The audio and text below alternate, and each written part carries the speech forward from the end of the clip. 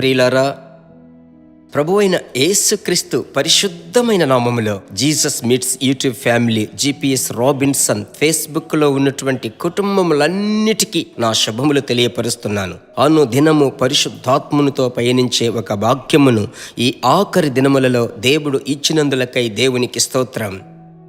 అనుదినమునకు చెందిన దేవుని యొక్క స్వరము, ఆయన యొక్క చిత్తం, ఆయన నడిపింపు మీకు మిక్కిలి ప్రయోజనం కదా. అందువలనే మీరు ఆసక్తితో వింటున్నారు, ప్రార్థిస్తున్నారు. ఈ దినమునకు చెందిన మాటను చాలా ముఖ్యమైనటువంటిది ప్రియులారా.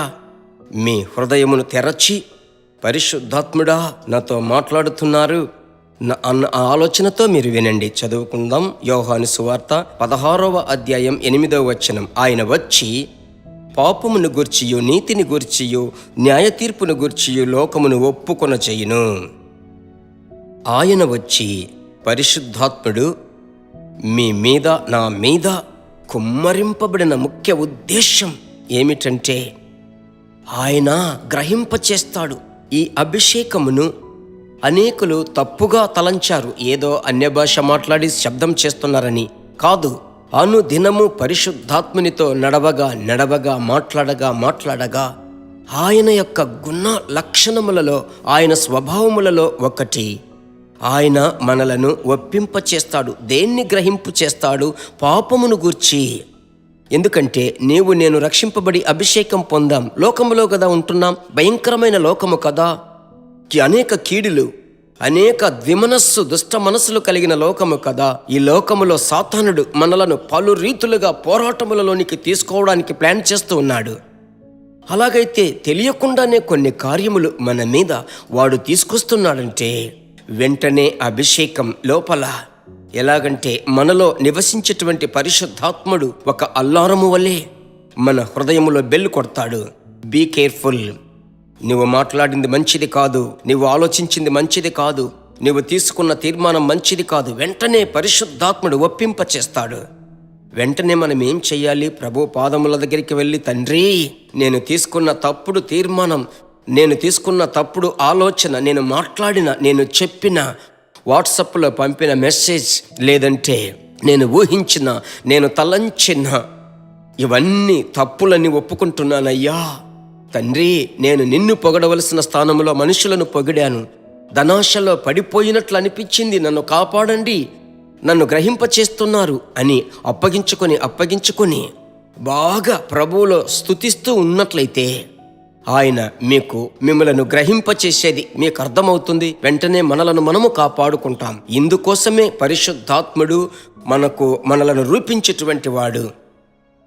అలాగైతే మీ మీదైతే పరిశుద్ధాత్మ ఉండడానికి కారణం మిమ్మలను ఒప్పింప చేయాలి, మిమ్మలను తయారు చేయాలి. ఎందుకొరకు? మంచి ఒక పాత్రగా, మంచి ఒక సాధనముగా, మంచి కృప ఆశీర్వాదములతో మీ ఇంటిని ప్రభు కట్టి లేపుటకే మీతో ఉన్నాడు. ఆమేన్. తండ్రి శిక్షించని కుమారుడు కలడా అని వాక్యం ఉంది కదా. కొన్ని సందర్భాలలో ప్రభు గద్దిస్తాడు. దిగులు పడకుండా ప్రభునందు ఉత్సాహముతో, తండ్రి, నీవు నాతో మాట్లాడిన మాటకై స్తోత్రమని చెప్పండి. ఈ దినమంతా దేవుని యొక్క కృప మీరు చూస్తారు. మీ కొరకు నేను ప్రార్థించమంటారా? నాతో కలిసి ప్రార్థిస్తారా?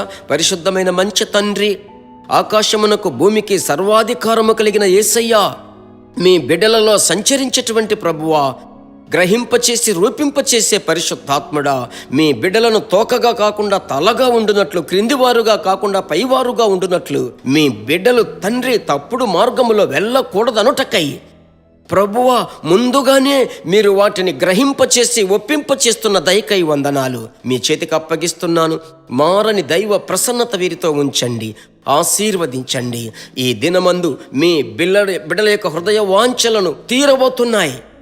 నీవు వెళ్ళవచ్చు, నీ విశ్వాసము నిన్ను స్వస్థపరిచింది అన్నట్లుగా మీ బిడ్డల యొక్క హృదయ వాంఛలను నెరవేర్చబోతున్నారు. కోట్ల స్తోత్రం.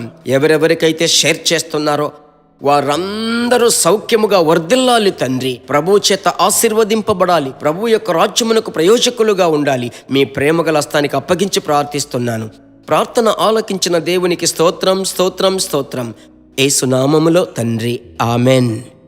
ప్రభు మిమ్మలను బలపరిచాడు, మిమ్మలను గ్రహింపచేసి ఒప్పింపచేశాడు, రూపింపచేశాడు. ప్రభు ఆశీర్వదిస్తాడు. God bless you. మరలా కలుసుకుందాం.